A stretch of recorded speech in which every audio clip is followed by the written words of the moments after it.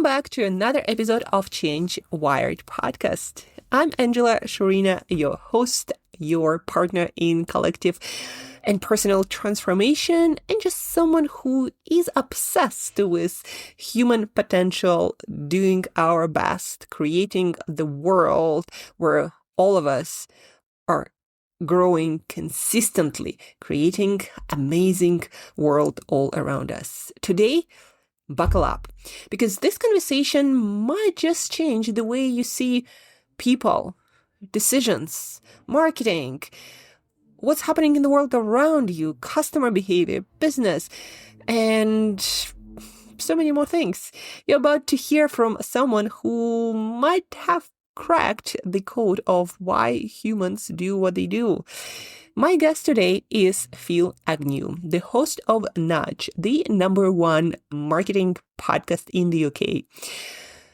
Downloaded hundreds of thousands of times, featuring world-class behavior thinkers. And what Phill does brilliantly, and you'll hear this instantly, is he takes complex behavioral science and makes it practical, usable, fun, and very much applicable to almost every area of our life, business, influence, and leadership. Here is why I'm super excited for you to hear this episode. Inside this conversation, Phill breaks down stories and psychological principles that almost feel like cheats for understanding and influencing human behavior. We'll start with a chocolate bar wrapper that hooked Phill into marketing as a kid and the behavioral science behind why marketing works so well on all of us. We're going to talk about why a badly but self-made IKEA wardrobe is a lot more valuable to you than a perfect but bought one, the one you get at the store. We're going to talk about why Uber's real competitive advantage has nothing to do with price or speed or even comfort. We're going to talk about why the end of any experience matters more than the entire thing and how you can use that to make your customers or your family happier. We also talk about one small behavior trick that Phill used to help him finish second an ultra marathon.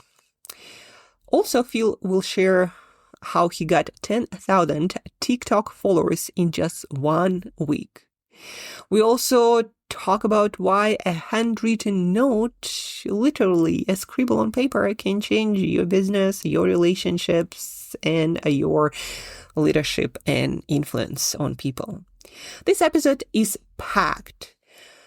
It's fun, it's practical, and you'll walk away seeing everyday life and people's behavior through a completely different lens. If you are a leader, a founder, a marketer, a coach, or simply someone who wants to understand how people work, why we do what we do, and also perhaps you want to change and influence that personally and with people around you, this episode is a must listen. So let's get into it. Here is my conversation with Phill Agnew. Phill Agnew, welcome to Change Wired Podcast. So excited to have you here. Oh, well, thank you so much for having me on.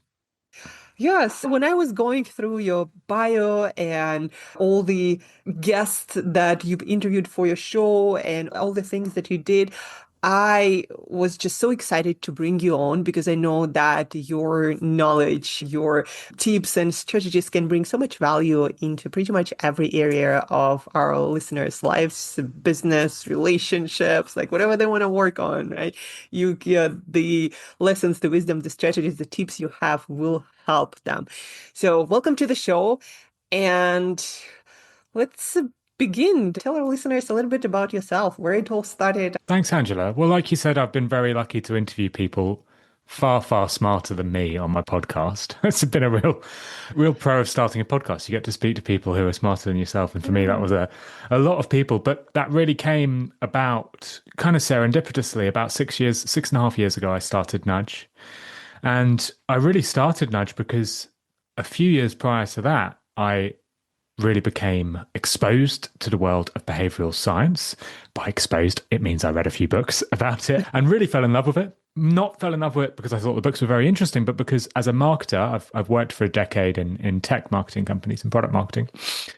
As a marketer, I started to apply some of the principles I was reading about in behavioral science and found them to be far more effective and far more successful at driving the change that I needed to drive within the teams and businesses I was working in than any other principle I'd learned about at, say, university when I was studying marketing. So I really became fascinated about this idea of behavioral science and thought I would love to learn more. And being that sort of self-obsessed idiot that I am, thought I'll start a podcast to learn more. So that's sort of how Nudge came about. Been running it for 6.5 years now. It is now the UK's #1 marketing podcast, Oh, which is congratulations. really fantastic because it's niche. Behavioral science is a Yeah. niche. It is not everything about marketing, and yet it seems to really resonate with people. It seems like a lot of people are like me, that they have struggled with marketing in the past, that they look for tactics and evidence-backed insights that are reliable and not based on gut instinct. And it Yeah. also seems like people have applied it and got the same results I've had, which is wonderful to see.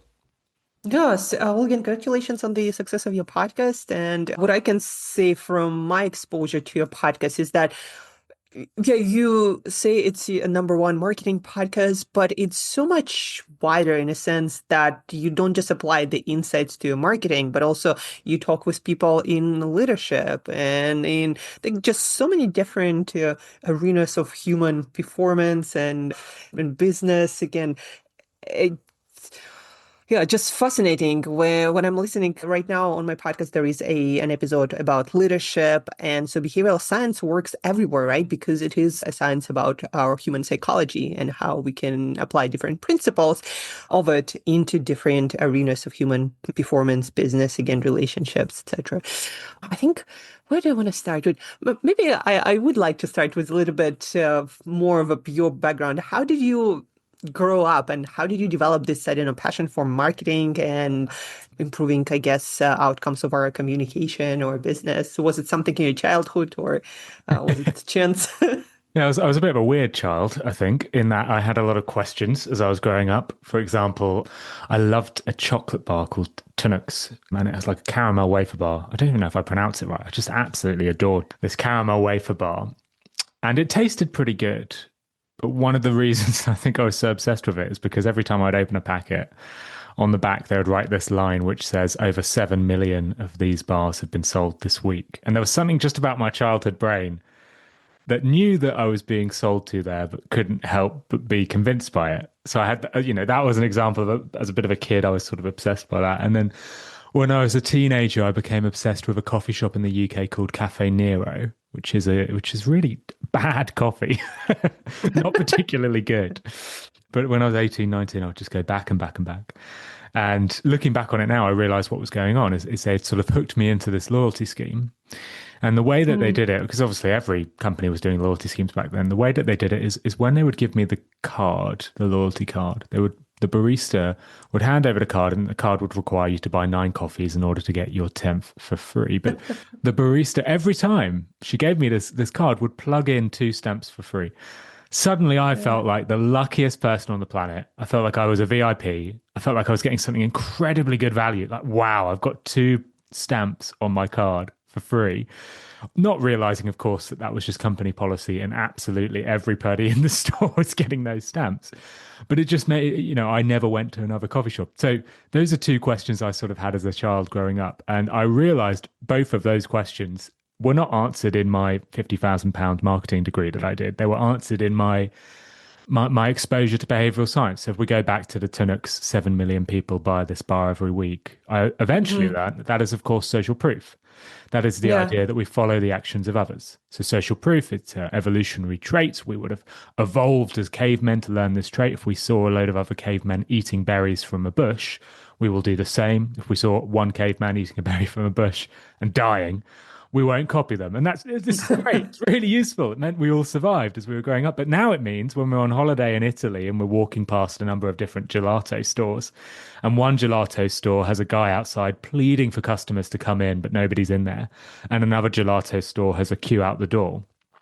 I can guarantee you and everybody listening to this, I can predict exactly which store you're going to go into. It's the one with the queue out the door. We still today follow the actions of others. And eventually explained to me, oh, that's why Tunnocks would take the time to write 7 million people buy this bar on their chocolate wrapping paper. And you realize that lots of other companies have been doing the same thing. In fact, you could argue that McDonald's success is partly down to this. They had a counter which they would update on their McDonald's stores when they first launched, explaining exactly how many Big Macs they had sold. They updated it when it Yeah. got to a million, 52 million, 100 million, and then it got to a billion. And now, obviously, it's at such a ridiculously high number that they can't update it anymore, so they don't bother. But this is social proof in action. When we see others taking an action, we're likely to follow that action. You see it with all types of marketing. But that coffee example, let me explain that one because that's interesting as well. So, what was it about? What was it Yeah. about that coffee card that made me want to keep going back? Well, there was actually, I didn't know this at the time, but there was a study run in 2006 by Nunes, which looked at this exact topic. It looked at the exact behavior that happens when you give people free, and I'm putting, for people listening to podcasts, I'm putting sort of quotation marks Oh, here, I see. free stamps on their loyalty card. Well, what actually happens? And I should say this study was done with car wash sales, but it's essentially the Hmm. same. You had to buy Yeah. 7 car washes in order to get your last one for free. Anyway, Nunes in this study, and this is important about all behavioral studies, important lesson here. There is a control and a variant. So the Hmm. control in this study is a card where you need to buy 7 coffees in order to get your eighth one for free. The variant in this study, so the one change they make is that the loyalty card has 9 stamps you need to collect in order to get your 10th stamp for free. But just like in my scenario, the barista plugs in the first 2 stamps for free. Now, every economist would look at this and say, well, these are identical. You still need to buy 7 coffees in order to get your eighth one for free in both scenarios. However, from a behavioral science point of view, you look at this and you say, no, it's not quite identical, isn't it? There is something that happens in our mind when we are given something for free. There's a few biases at play here. There's the reciprocity bias, which is that we want to return the favors of others. So when that barista does that kind thing for me, I think I can't go to any other store Yeah. now. They're being too nice to me. There's also the endowment effect. This is what the Hmm. authors of this paper, they actually called the paper the endowment effect or the progress effect. And this is the idea that once we have started a task, we feel more compelled to finish it. Ernest Hemingway famously ended each day of writing with a sentence half Yeah. finished. And he found it easier to start the next day. And this is exactly what happens when you create any profile on any app online. It will say, you're 15% through the way of finishing your profile. Usually, if you haven't even done anything, because they know that if you make it seem like the task has already begun, you're more likely to finish it. And so, anyway, the endowment effect, the reciprocity effect, it plays in. It made poor little 18-year-old me absolutely addicted to these loyalty cards. But it wasn't just affecting me, because Nunes found that in their study, where they compared having the control with the variant, having those 2 stamps put in for free made people 82% more likely to keep going back, buying 7 coffees and finishing that loyalty card. So it's an incredible finding. It's backed by evidence. It's really applicable. So many companies do loyalty schemes. So many companies have things that they want their customers to finish. Well, get your customers started on the journey right when they begin. Give them 2 stamps for free. It will make them more likely to convert. So yeah, to sum up the answer to your question, I was an inquisitive kid, had lots of these strange questions, and I found the answers really in behavioral science. Yes, I find it still fascinating that how a lot of our passions later in life like develop that early one or two questions, one or two things that we are curious about, and then they, as we adults, they lead to this like full-blown passion, and especially if we engage in it and do something with it, and it basically defines the rest of our life. All this makes me wonder, is it like from the beginning there was a seed in us somehow that was destined to sprout into that direction, right? There was something. I went to. I took my sister to a Build-A-Bear store. Do you know Build-A-Bear? No. This is bonkers. You need to go into one of these just to see the most incredible application of psychology into marketing that you'll probably ever witness, except they're doing it on kids. It's shocking. So, Build-A-Bear is a company, a retail store where children go in and they build a teddy bear. It's really Hmm. sweet. You go in, you pick the type of bear you want, you pick the stuffing, you decide how you want their face to look, the color, even the smell in some stores. And then at the end, I witnessed this when I was in the store with my little sister. The Build-A-Bear assistant has this plastic heart, which they pick up, and they do this very strange ritual where they ask you to rub the heart on your knee to make sure the bear never falls over and hurts himself. They ask you to rub the heart between your hands to keep the heart warm. A number of other things they ask you to do. And then they ask the child to shove that heart into the teddy bear, into the stuffing, never to be seen again because it's sewed up. And this is bizarre to watch. You're sort of thinking, Build-A-Bear, they're not a religious organization. Yeah. They are a company that fundamentally needs to hit their bottom line, needs to secure sales. Why are they asking their staff to go through this strange ritual, and why do customers seem to enjoy it? Years and years and years later, speaking on the podcast to the author and researcher Mike Norton from Harvard University, he explained this to me. He said, Phill, this is down to something called the IKEA effect. And Mike Norton had done studies on the IKEA effect back in 2011. And the IKEA effect is a wonderful study which reveals exactly why Build-A-Bear staff are trained to do this. Again, in the study, there's a control and a variable. The participants are either given, and this is the control, an expert-built, completed Malm white wardrobe from IKEA. Everyone's seen this wardrobe. You've been to any Airbnb in Europe, you've probably seen a dozen of them. Expert built though, so it works really nicely. Another group of people are given the flat pack version. So this is the one where you have to get out of the cardboard, painstakingly put it together, probably scratch it a load of times, which is what I do. Start swearing at yourself because you can't do it very well. Get angry at your partner, put it on back to front, have to take it apart again. This is all the stuff that I go through when I try and create an IKEA wardrobe. Anyway, after they've created the wardrobe, suddenly you've got two groups, both with wardrobes. Michael Norton then asks both groups, how much would you be willing to pay to keep this wardrobe? And now, again, you would imagine that those who have received the expert built wardrobe would pay more, or at least they would pay the same. And yet that is not true. And this is consistent not just with IKEA products, but all sorts of different products he tested it on. In fact, he replicated it every single time. People are willing to pay 63% more for items they have created than the expert built alternatives. And of course, this explains what Build-A-Bear are doing. They are involving the customer in this ritual, involving the customer in the creation of this product, giving meaning to the product and affinity to the product. Because doing that little ritual with the plastic heart, even though you're shoving it into the bear and never seeing it again, will make the customer value the product more, make them love the product more, make it more likely you give it a 5-star review, and make it more likely that you come back as well. So it's very interesting. These are the things that I think when you talk about little triggers that make you sort of fascinated about this stuff. I look back on a lot of my childhood and think, oh, okay, it now makes sense why Build-A-Bear asked me to rub my hands together and warm up my sister's teddy bear heart. And I'm curious, how do they plug in that into their revenue model? Like, when you get into the store, do you pay for building a bear process, or like how do they then charge or maybe affect your willingness to pay higher price because of this process? I don't think they are. What Build-A-Bear are doing there, and I think this is what every good company that applies psychology does, is not attaching it specifically to a revenue line to measure the revenue impact. They rely on the fact that this stuff has been proven in literature. It's been replicated by scientists and academics, and then they apply it to their work with the assumption that applying this will make the experience better for customers because that's what it is proven to do. We don't need to, for example, charge customers more to do this process. We just know it will work. What's a better example of this? A better example of this is Uber. Rory Sutherland, fantastic behavioral scientist, would say that the benefit Uber has over traditional taxis is not price, it's not UI, it is the ability to tell you exactly where the taxi is when you order it. I was so blown away by when I learned about that. I'm like, that is so true. Because we all have, and this is the same thing, like if you're waiting for a train to arrive, you will feel infinitely worse if it just says delayed. And you'll feel infinitely better if it just says delayed by 5 minutes. If you have some sort of certainty, this is known within psychology as the illusion of control. If you have a feeling of control, even if that feeling is essentially the same, knowing where the taxi is in London versus not knowing doesn't really make a difference. Taxi will probably still get there at the same time. But if you have that illusion of control, you will enjoy the process a lot more. Lots of studies that back this up. One of the most famous is just literally with Stuart Sutherland, also named Sutherland, not related. Stuart Sutherland in his book Irrationality gave people lottery tickets, found that when they could control the numbers in the lottery tickets, i.e. put their number in, they loved the lottery ticket, valued it far more than when the numbers were plugged in for them. So we have this illusion of control. We love to feel in control. And Uber put this in their product. They don't price that in.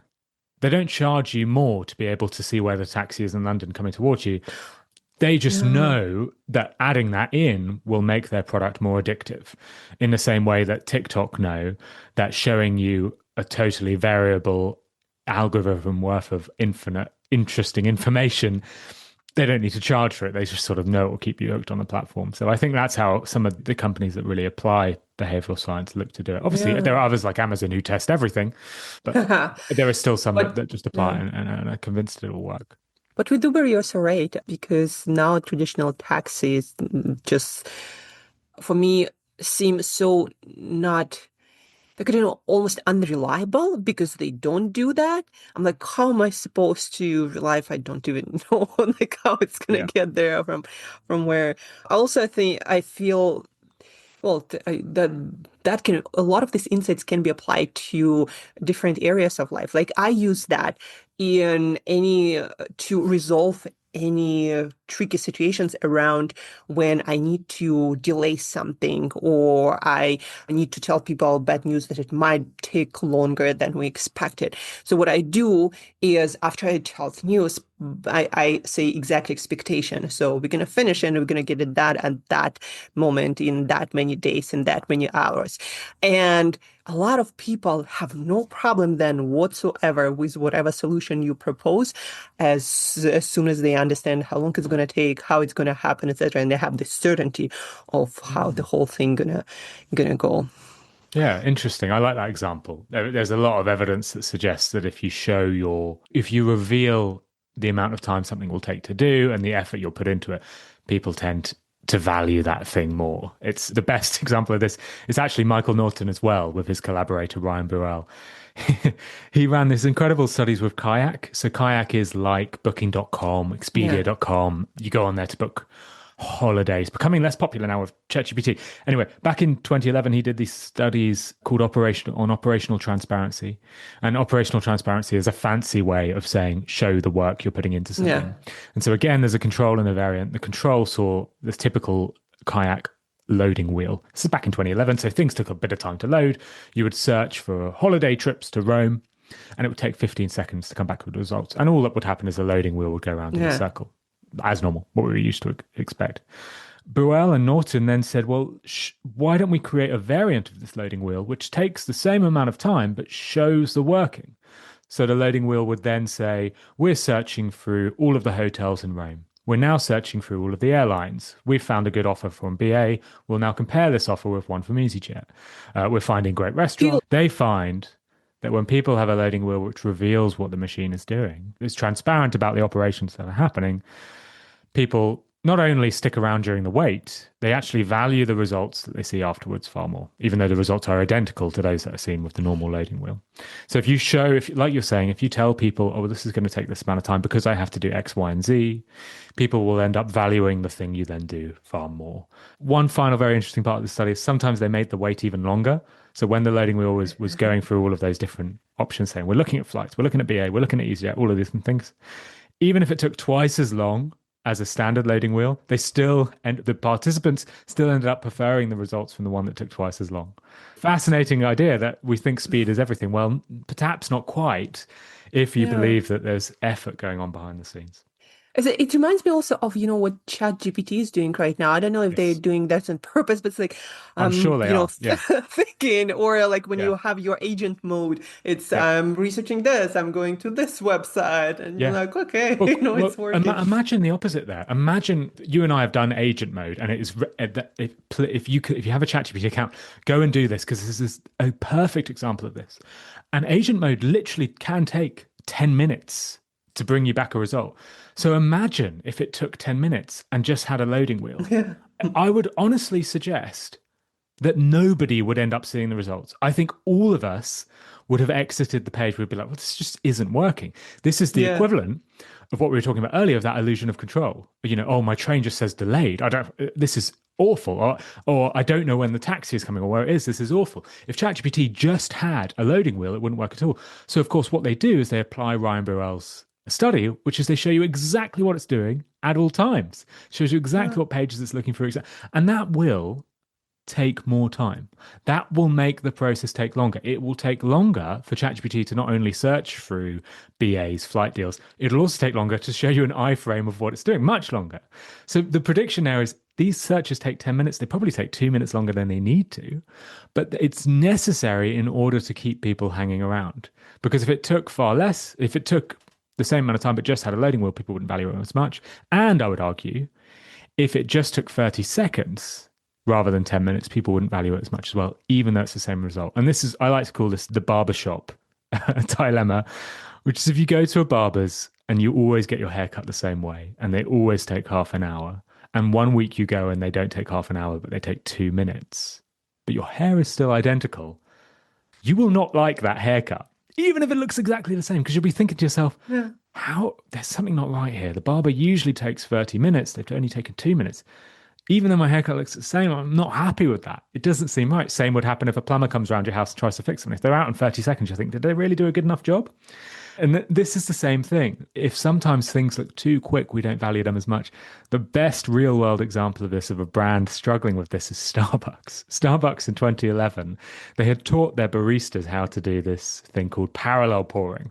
And this is where a single barista was taught exactly how to make 4 lattes at once. So you could put 2 espressos on the go, double espresso coming out of each, 4 cups underneath, big jug of milk, big jug of alternative milk, blitzing it all up, steaming the milk, and create 4 lattes in about, I don't know, 45 seconds or something like that. They introduced this, and the team behind Starbucks thought, well, this is fantastic. We're going to serve more people far faster than we did before. Those people will be served faster. They'll be happier. If we can serve more people, we'll get a better cash flow. Fewer people who see a longer queue out the door will be turned away and turned off. Yeah. So they thought everything would be fantastic if we make the process faster. What actually happened was the exact opposite. They started getting really negative reviews about their coffee. Loyal customers stopped coming back. And they tested it. They said the coffee tastes identical. The baristas weren't doing anything different. They were just doing it in parallel. And the team at Starbucks, I think, eventually realized, well, it's not the quality of the coffee that's changing, it's the perception of the coffee. Because we are serving coffee far faster than we were before, people are perceiving us to be cutting corners. They assume that the quality has dropped, just like I said with that barber example, and then they're less likely to come back. So they banned Starbucks baristas from serving 4 coffees at once, which is why every time you go to Starbucks now, they have to serve 2 coffees at once. They're arguably hiring more baristas than they need just to give this illusion of effort.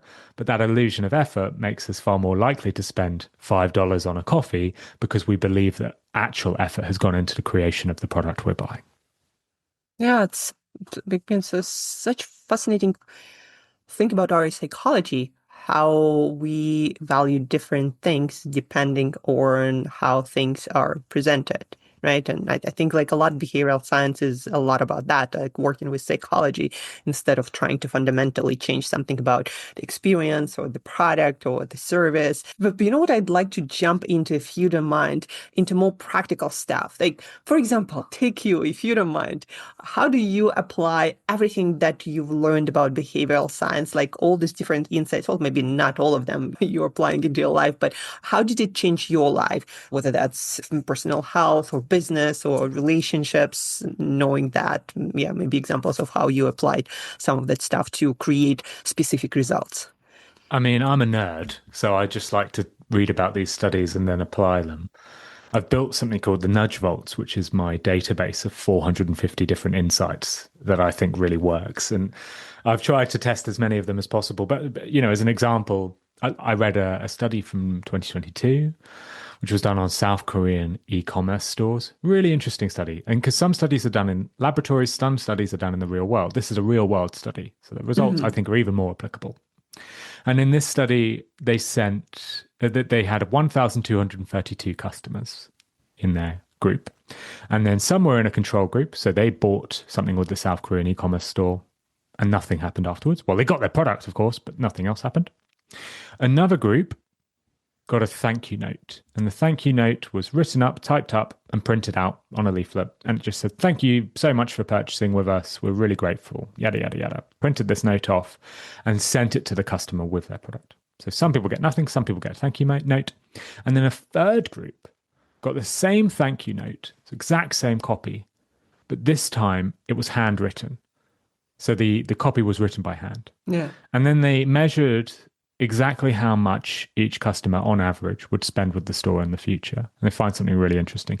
Sending a thank you note, which is typed up and printed out, increased spending by $30, $29 to be specific, but around $30.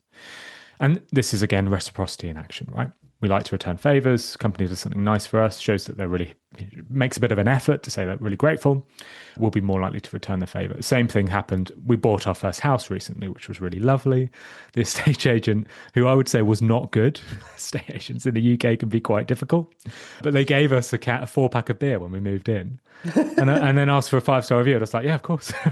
If they hadn't given me that 4-pack of beer, I think it would have been a 3-star review. But even though something small as that, just here's a 4-pack of beer, here's a thank you note, increased sales for the South Korean store by $30.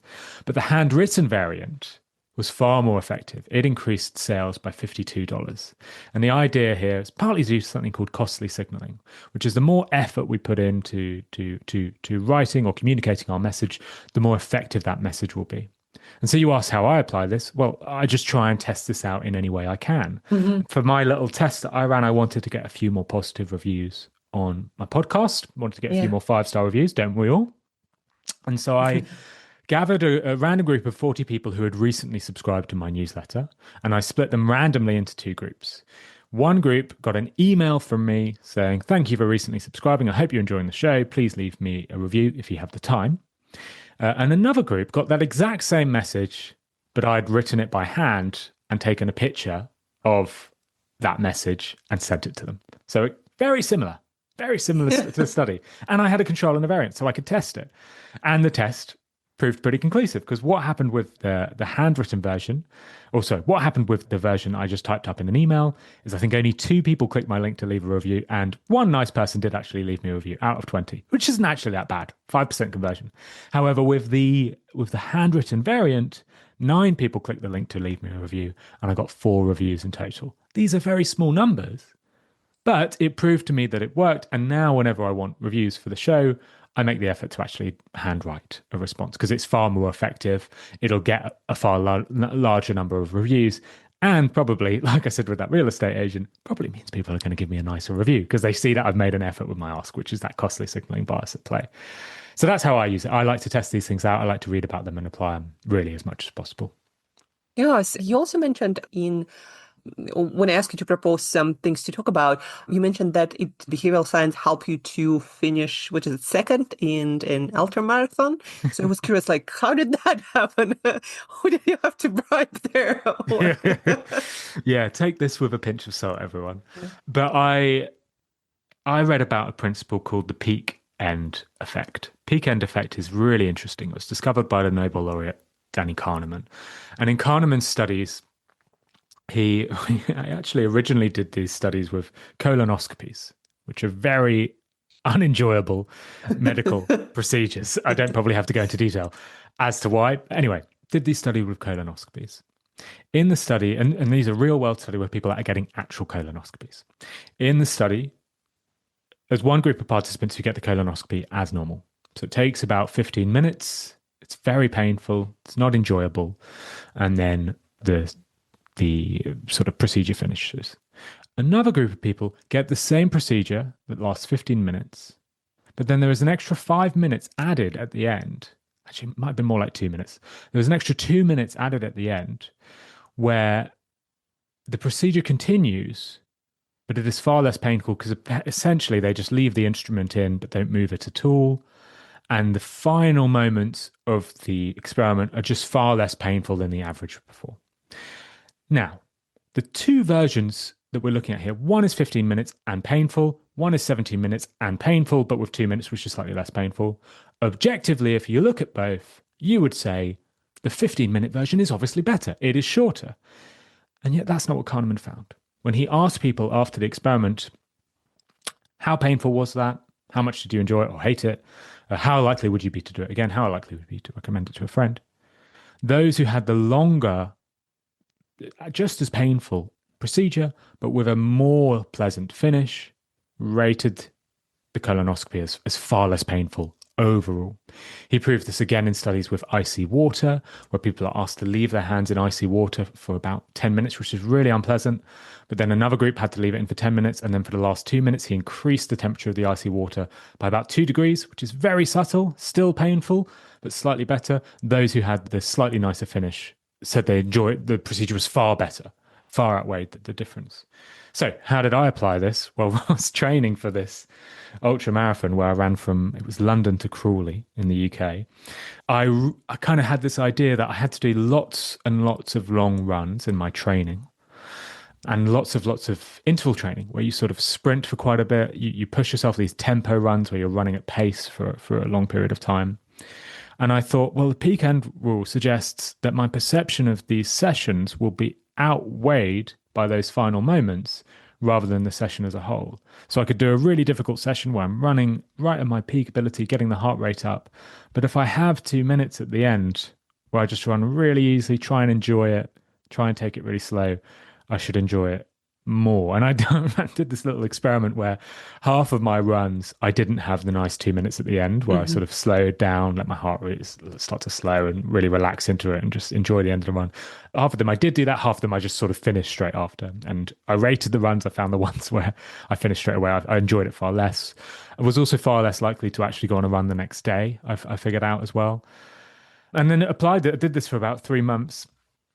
And I did eventually, I mean, I didn't, I still have no idea how I did this because I'm not a particularly fast runner, but I did eventually finish second in this race. I don't think many people must have entered it. That could be the only reason why. And there's a whole episode, which if you search for Nudge Podcast and Peak End Rule, you'll find this whole episode where I talk about this. But that was just a sort of cheeky way where I applied this finding. Obviously, the way you should apply this finding if you're a business is not necessarily to try and win an ultra marathon. It's to make sure that the final experience your customers have with your brand is a positive one, an outsized positive one. Yeah. So restaurants that there's a fantastic book by Will Guidara called Unreasonable Hospitality, where he talks about how he made 11 Madison Square restaurant the most successful restaurant in the world. And one of the things they obsessed over was what they gave people as they left the restaurant. This is something I can't actually think. I've been to a lot of restaurants. I can't think of any restaurant that is really obsessed over what happens when I leave. So what happens when you leave most restaurants is most of the time you pay your bill and go. Maybe you get a mint. Maybe if you're in an Indian restaurant in the UK, you get a handshake. That's quite common. Someone stands at the door and shakes your hand as you leave. That's quite nice. In Eleven Madison, and I've been to really swanky restaurants in London as well. Restaurants that would have 11 sample menu of 11 different dishes. You spend a lot of money. Still, when you leave, I wouldn't get anything. And yet 11 Madison Square Gardens would give people gifts as they left the store. And they tried all these different gifts to try and make people value their experience even more. The one that they settled on was some handmade roasted in-store granola, with the idea being that you've just had a fantastic evening meal with us. We want to make sure your next meal is just as nice. Have this granola when you wake up tomorrow morning. And would literally give that to people as they were leaving. And what a wonderful way to end the experience, because then the end of your experience is not, oh God, that was good, but $300 and we haven't even got wine. That felt a bit harsh. It's not that. Suddenly your end experience is, oh, granola, that would be nice. We didn't have any breakfast in for tomorrow. We can try that. Yeah. And then obviously you also, that experience continues into the next day and it's positive as well. Really what they're applying there is that peak end rule, that idea that the final experience we have of a company, an organization, a service has an asymmetric impact on the rest of the experience. You could spend thousands of pounds improving the whole experience, or you could spend £50 probably providing a really great experience for everyone in your store at the end. And that providing that great experience at the end will be more effective than trying to improve everything. Yeah, makes me wonder if that's the success why my clients stay with me for sometimes 2-3 years. I have this rule. No matter what happens during our coaching sessions, the person has to leave with a smile. I have to figure out something to make them feel good about their day, their life, themselves. Yeah. And maybe that's why people come back. Yeah. Another thing that I wanted to ask you, again, something that you mentioned, that you managed to get 10,000 TikTok followers in, 1 week? Or Yeah, that was another silly experiment. Again, there's another episode which goes into detail about this. So if you search for how I got 10,000 TikTok subscribers to Nudge Podcast, you'll find it. But I was fascinated by a principle known as the curiosity gap. Curiosity gap is an idea which all of you will know. It's this idea that if a piece of information is shared with you, you'll be less interested. If part of the Mhm. information is shared with you, but part of it is hidden, you'll be intrigued. And that intrigue will trigger a behavior.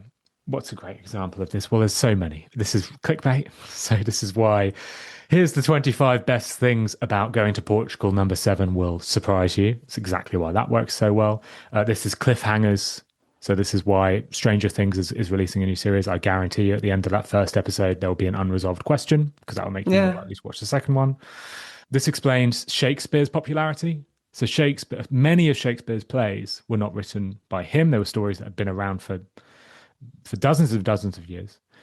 The change he made was typically at the start of these plays. The narrator, because there was always narrators in these plays, would explain exactly what each character's internal monologue was. So here is Macbeth, here is how they're feeling, play commences. Yeah. Shakespeare did the opposite. He hid that. He concealed the inner emotions. And obviously that made it far more interesting. You're far more interested in the play if you don't know what's going to happen, if you want to learn what's going to happen with the characters. Charles Dickens is another example. He was a writer in a periodical newspaper, and he would finish every single one of his short stories, and these short stories went on to become Great Expectations or Tale of Two Cities, all these era-defining books.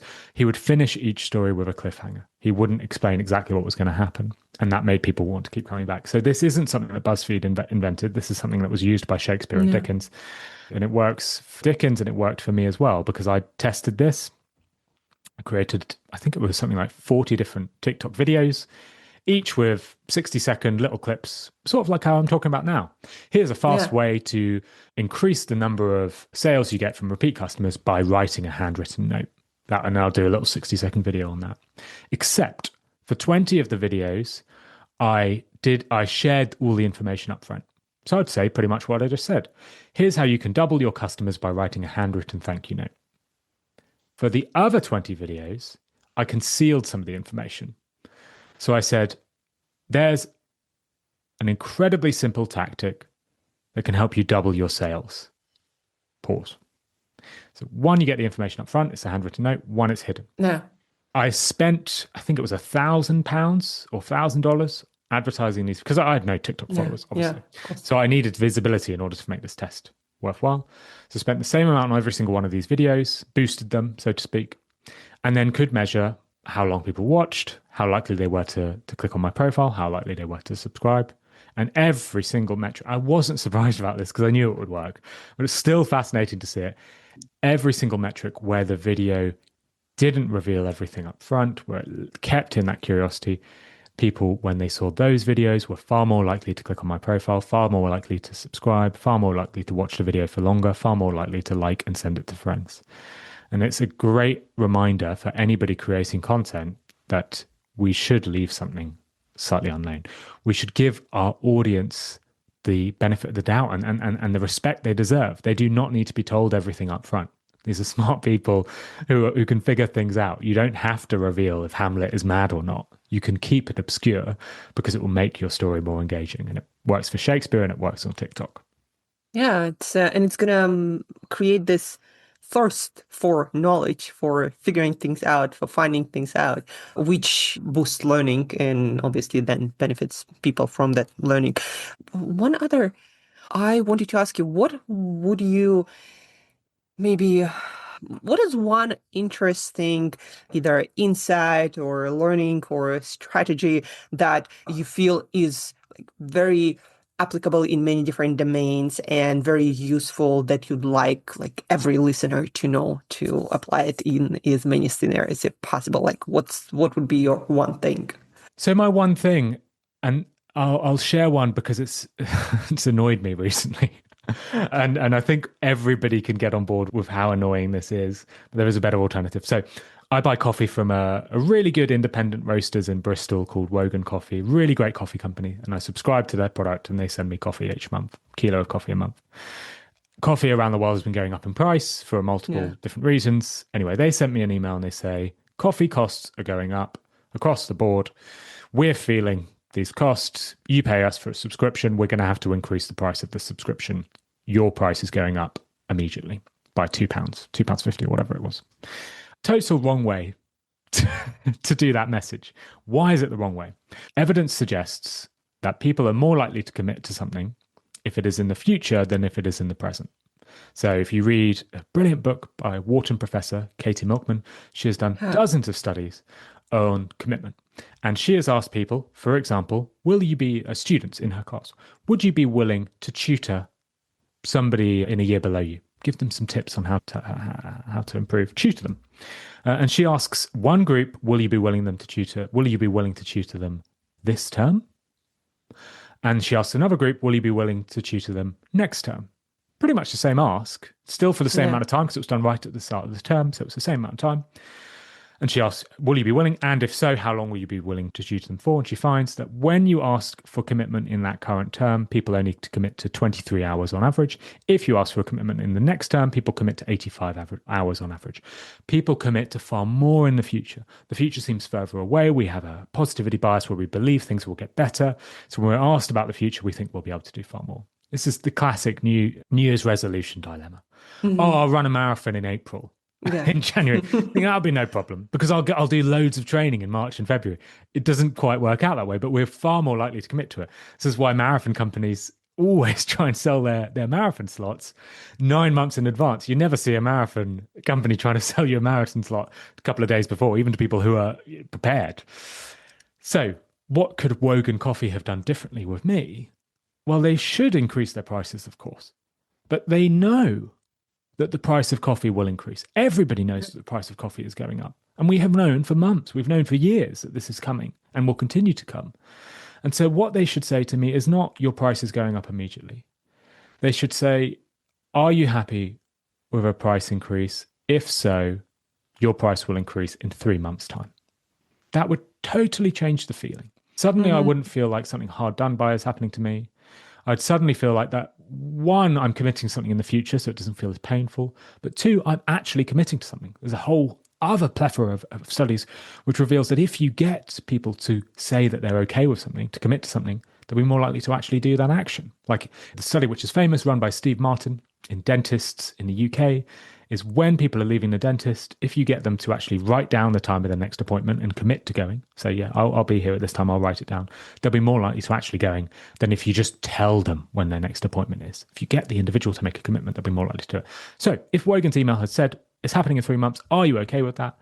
They would have probably had far fewer people unsubscribe. And every company struggles with this. Netflix do this. They increase prices immediately. Spotify sent me an email this weekend saying the cost of your family plan is going up by £2 immediately. And it just shocks me every time because there's so much evidence that suggests if you just push that increase off into the future, if you say it's coming, it's happening, people will be happier. They'll be more likely to stick around. And yet no one seems to do it. So please, I'm asking somebody listening to this will be about to send an email to their customers saying costs are going up. Please do, but just tell them it will happen in 3 months' time, not today. Yes, and perhaps also, the same principle we can apply on ourselves to pre-commit ourselves to that marathon or whatever it is we are trying to do and have had troubles making ourselves doing pre-committing in advance for the future might be the answer. But I guess here, like personally, you really have to pre-commit because we also like when the moment comes, if we have no commitment that we might not follow through. But let's say if you ask your customers or yourself pre-commit, then make them, I don't know, sign something or pay for it. So well, I don't know if the payment will pay for it in advance, agreeing to pay in advance. So that actually works for the future as well, right? They did also the studies on saving. Like if you tell people, I don't know, save for retirement later or increase it later, people agree a lot more than if you ask to do that in the moment. Yes, I know that we are short on time, Phil, and I know you have a lot of other really cool people to interview. So we have a lot more amazing stuff to listen to on your podcast. I guess the last question is, well, maybe a couple. What would you like listeners to do, if anything, in terms of behavioral science in their life, in their business? And then the second, where would you like people to go, what to check out, whether that's your podcast or something else? So those are two things. Yeah, well, what would I like people to do? I'd love them to test out some of these things and let me know how they go. I think all of us try and send messages. We all send messages every day, don't we? To either to customers or to clients or Yeah. to family members. And I think I really think there's a lot of power in handwritten messages just based on these studies. As I said, I've just bought a house recently, and there's an amazing story I read about in a newspaper where there was a family who had triplets. So suddenly, dramatic change in family size. Family goes from, I think they had one child before, now they have four. Yeah. And when you have triplets, you sort of desperately need a bigger house pretty quickly. But they loved this road that they lived near. They wanted to stay on that road. There was houses on this specific road which had the right amount of bedrooms for them. Problem was there was only 20 houses on this road and nobody was selling their house. It's a real example. There's an article about it on the Telegraph. And what do you do if no one's selling a house on the road? Well, most people think, I can't buy a house on that road. There is no houses for sale. This family didn't believe that. Instead, they wrote every single house on that road. They wrote to them a letter explaining their situation. We've just had triplets. We love this road. Is anybody looking to sell their property or interested in selling their property? Now, none of these houses were for sale. Remember this. None of these people were even talking to estate agents. They had 8 people respond. Say, oh, okay, that's interesting. 4 people invite them around for a viewing. They made offers on 2 of the houses and had one of the offers accepted. So of these 20 houses.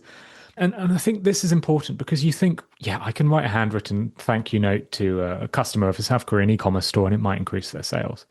But it's small. It's small. It's not a major impact. What that reveals is that because we're all humans and psychology affects us all, these things scale.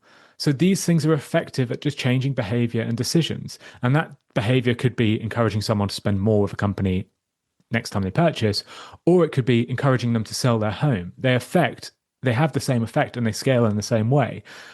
Because it'd be so difficult to encourage someone to sell their home. And yet they managed to do it just by writing a handwritten note. And so that was one thing I'd love people to do. I'd love people to try this out. And maybe that could just be by writing a handwritten note, especially if you're looking to buy a house, because that seems to be particularly effective. And if you want to learn more from Nudge or read more, you can search for Nudge wherever you get your podcasts. It's an orange logo. And I do also have a free reading list. I've spoken a lot about books I recommend. I mentioned Katie Milkman's, Rory Sutherland's, Richard Shotton's. We can put a link to my free reading list, maybe in the show notes of this show. Yes, we will do so. And to the Nudge podcast as well. Yeah. Yes. So if people want to read more, they can go there. Yeah. Thank you so much, Phill, for all your work, all the insights. Yes, just so much practical value that improves people's lives and businesses. So thank you so much for coming to today's show, to Change Wired, and looking forward to seeing what you come up with next. Thanks, Angela. Cheers. Thank you.